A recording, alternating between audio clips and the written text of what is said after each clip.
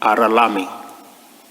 The targeted interracial attacks are particularly concerning as they steadily spiral into a humanitarian catastrophe. Our meeting must address this unfolding situation.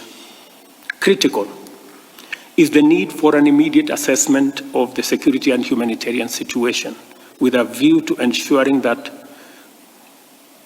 action is taken to protect the civilian population.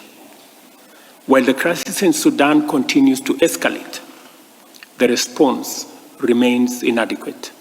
In spite of the various challenges on the ground, it is incumbent upon us and the international community to scale up assistance to the affected populations.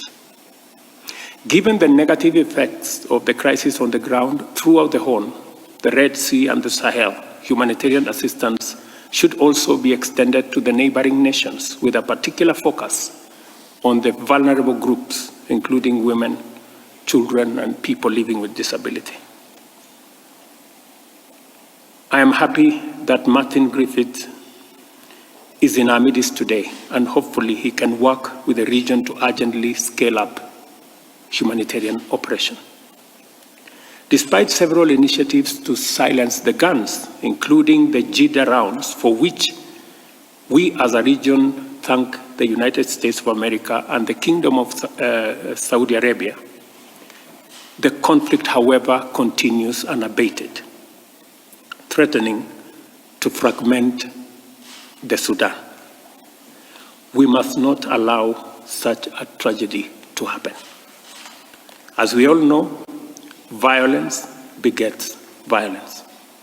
Our meeting must call for the immediate cessation of hostilities. Failure to do this, we must also consider the next steps, including measures to protect lives and guarantee humanitarian access. Our mechanism also has a mandate to undertake concrete steps in support of an inclusive civilian Sudanese process towards sustainable peace.